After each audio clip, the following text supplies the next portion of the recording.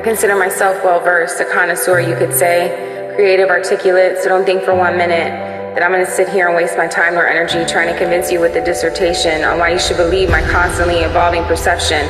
I will tell you how I feel. I was born a divergent, been on the edge of a cliff of a major paradigm shift.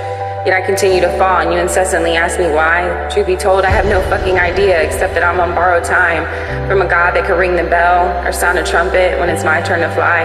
And I'm exhausted listening to the hypocrisy, the condemning me and everyone on TV for what they choose, how they want to live, what they believe. I was born a divergent, a gypsy, an empathic teller of fortunes, a caged bird talking, writing, singing, yet really screaming to break out. Every time I sang my own song, you'd tell me I was no good and tell me to quit, just like you told me to quit my own son.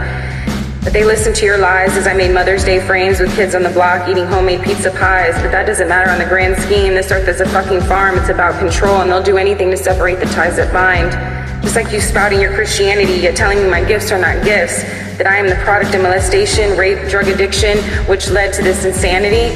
Sitting there with your doctorate in theology that's collecting dust and invite me to our family dinner for Thanksgiving, nor offer my homeless ass a plate, yet you're visiting the old rich Baptist woman in hospice as a church member, hoping you'll get a piece of the pie and get your way. You all cast me to the side as if I'm irrelevant in our overflowing family tree, yet what good is abundance if you turn a cheek to someone self-destructing, to someone starving, seeking spiritually?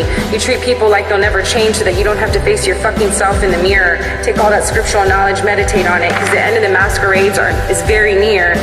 God doesn't play favorites, yet he knows who truly has a heart that's pure and righteous, whose love is boundless, who believes in the limitless capacity of a human being, who is aware of synchronicity, sees that he's in control, not just coincidence.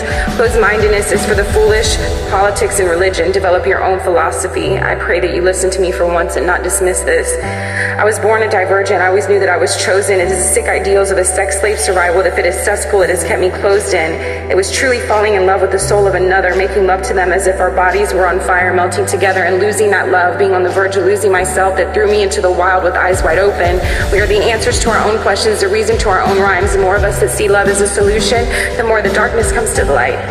We have a twin flame that is a reason for this crazy, sick, yet poetic game. I was born a divergent. I thank the body snatcher, my God, the whiz, my Jesus, that he didn't make me cookie cutter in your eyes saying, because crazy, I love my crazy, and I tolerate you because not long ago I was that way. I'm really going to pray for you and not just say I will, because it'll make me seem like a holy, devout, God-fearing woman, because I'm not afraid of God. I'm afraid of people like you that possess the same DNA structure, yet act as if we don't even bleed the same blood. You do realize that we chose this life long before we arrived. The good Lord still continues to rescue me, and for that honor, you cannot buy. It's when you stop trying to impress and humility surpasses superficiality that you see the kingdom of reality. I was born a divergent, a beatnik poet in the search of self, journeying through this world on my way to my seat next to my king in heaven's realm.